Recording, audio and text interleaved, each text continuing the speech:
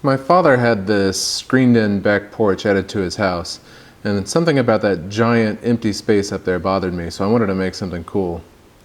I started by measuring out each one of those three window areas, and I drew a template in Autodesk's Fusion 360. Here I'm just drawing up the actual shapes, and you can see that I'm just making sure all the measurements are exactly the same. I didn't do all three because those two sides are mirrored. Now he had explained he wanted a peace sign in the middle and frogs on the sides. And so I started with just that. I just pulled it into Photoshop and started just drawing and sketching out what I thought would be a good design. And of course keeping in mind that this is for the CNC router, so you can't have islands. It's kind of like designing a stencil. Just finding pictures on the internet and drawing out random shapes here. Just going for a visual representation here, nothing super precise. And I made a preview of this here, and there you can see the final preview window that I sent him. He loved the design and told me to go ahead and make it happen. So I brought it into Fusion by creating a vector file in Illustrator first, just tracing what I had. Then I bring it into Fusion and simply extrude it, and then it's time for some cam.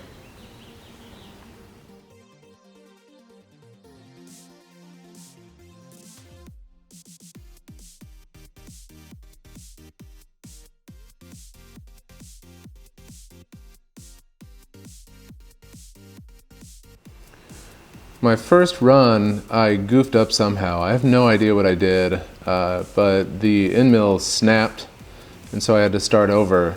After that, I had no problems at all. I think I slowed down a tiny bit, but really I didn't change much else, so it could have just been a fluke.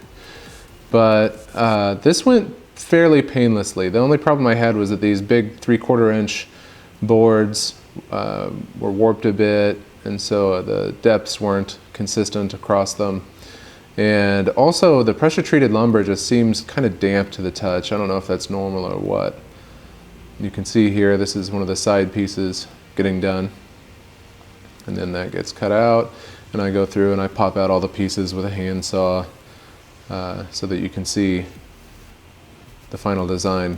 It's a mixture of 2D pocket and 2D contours. The small sections I do a pocket, which grinds up all the wood and vacuums it out, and on the larger sections I do a contour, which leaves it in place and just cuts out the shape. It's really fun to watch this in fast motion, even though the whole process wasn't very long at all. I think each one of these panels was only about 15 minutes. Now here's the main panel. I missed a section of filming. I had not secured the center of the board down very well, so it was bowed up and actually rubbed on the collet of the CNC router, and you can see the dark marks around some of those cuts from that. But overall, there was no damage done, and it cut perfectly fine. This is a very large project, so you know the costs add up. The wood itself was probably $70 just in the two big sheets of wood. So I didn't really want to start over if there was any small mistakes that I could overlook later.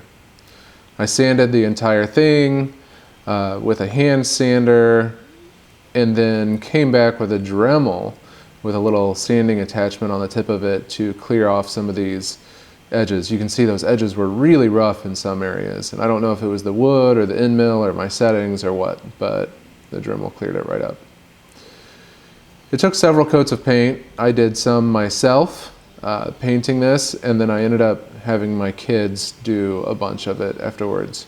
Painting down inside those crevices was not fun. I would highly recommend using a sprayer if you're going to do something like this instead of a paintbrush down in those little bitty gaps.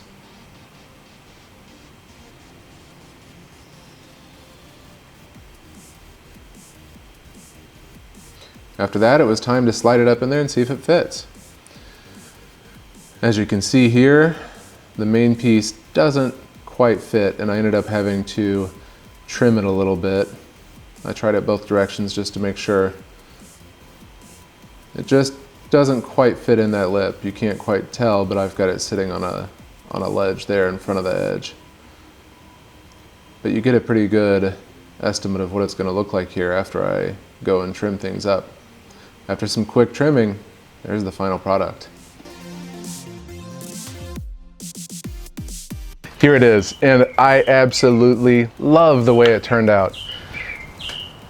It's not too extreme, it doesn't draw your attention to it, it's a little bit subtle, being painted the same colors as the rest of the porch here, but when you want to look at it, it's pretty neat looking. The best part is, my father loves it. Now, if I were to do this again, there are a few things I would do differently. I don't know if it was the wood that I chose or what, but the cuts, some of them weren't very clean. Pressure treated wood feels damp to the touch sometimes, and there were areas where, you know, the fibers wouldn't break up right, and even sanding it was a hassle. I don't know if I needed to change wood or change the settings on the CNC router. The second part is painting it. Oh my goodness, do not hand paint one of these. Get a sprayer. At least I'm gonna get a sprayer if I do another one of these. Hand painting inside all those crevices was a hassle. But overall, I'm very happy with how it turned out. Keep your eyes on this channel. Be sure to like and subscribe.